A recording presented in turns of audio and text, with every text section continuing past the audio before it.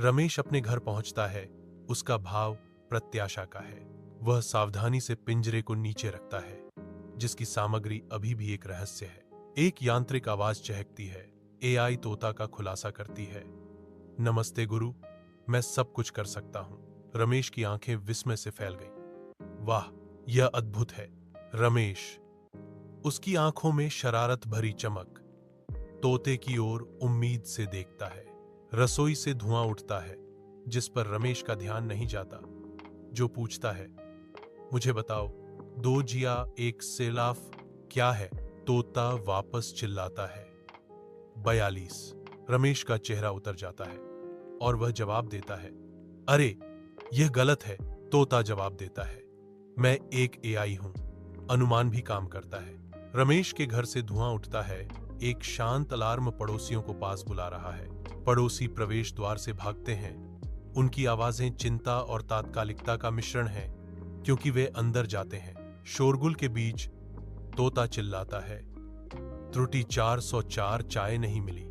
पड़ोसी ठाके लगाकर हंसते हैं। तोते के अप्रत्याशित प्रकोप से उनका तनाव क्षण भर के लिए टूट जाता है। रमेश ने आह भरी।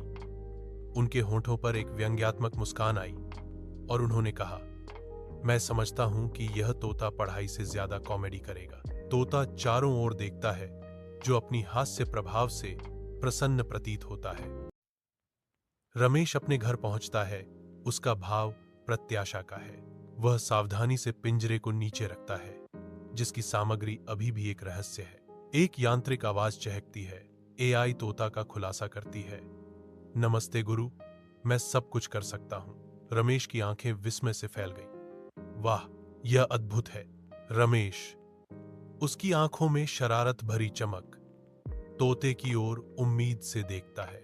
रसोई से धुआं उठता है, जिस पर रमेश का ध्यान नहीं जाता, जो पूछता है, मुझे बताओ, दो जिया एक सेलाफ क्या है? तोता वापस चिल्लाता है, 42। रमेश का चेहरा उतर जाता है और वह जवाब देता है, अरे यह गलत है। तोता जवाब देता है, मैं एक एआई हूं, अनुमान भी काम करता है। रमेश के घर से धुआं उठता है। एक शांत अलार्म पड़ोसियों को पास बुला रहा है। पड़ोसी प्रवेश द्वार से भागते हैं। उनकी आवाजें चिंता और तात्कालिकता का मिश्रण है, क्योंकि वे अंदर जाते हैं। शोरगुल के बीच तोता चिल्लाता है, त्रुटि 404, चाय नहीं मिली। पड़ोसी ठाके लगाकर हंसते हैं। तोते के अप्रत्याशित प्रकोप से उनका तनाव क्षण भर के लिए टूट जाता है। रमेश ने आह भरी। उनके होठों पर एक व्यंग्यात्मक मुस्कान